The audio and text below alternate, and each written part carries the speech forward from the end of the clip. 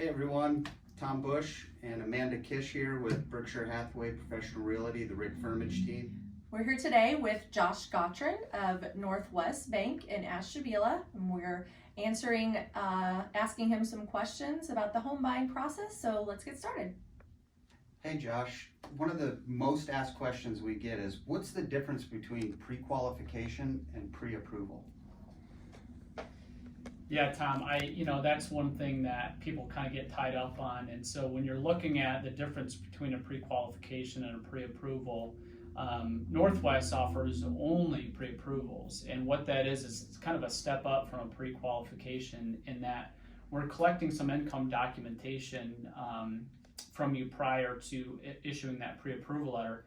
And what that does is it gives a buyer confidence in knowing that they truly are approved to be up to that loan amount, and as to avoid a pre-qualification where they're not looking at different income verification or assets the borrower or buyer might have.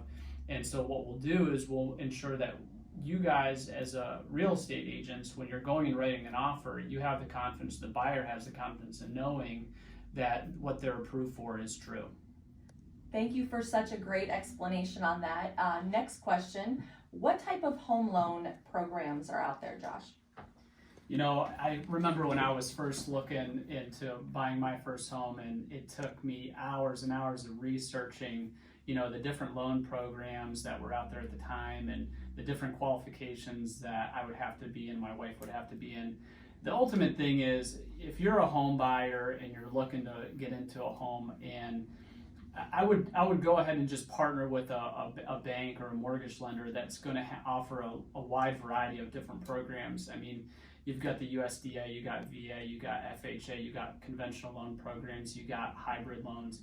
So I think the thing is, if a borrower is truly interested, partner with a bank that offers all the products.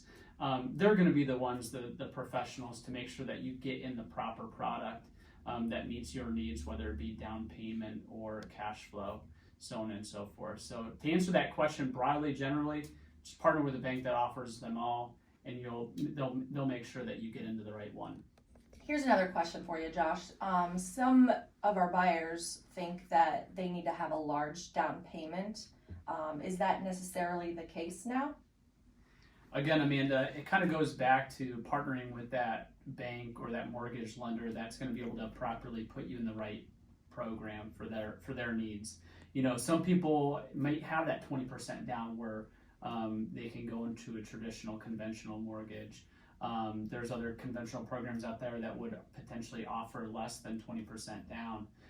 The most important thing is to get in front of that mortgage lender, talk to your real estate agent. They're going to be able to position you and put you in touch with the person that you need to talk to, related to seeing how much you need to save up, or if there's a family member or somebody that's able to give you some money. There's some programs that can offer that as assistance. And again, there's a lot of sales contracts agreements that we're seeing with sellers assistance as well. Seems to be a common trend in the industry as well. So I wouldn't say that you have to have tens of thousands of dollars to be able to go in and buy your house and have that down payment.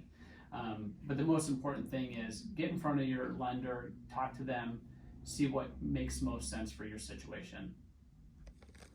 So what's the first step in the home buying process?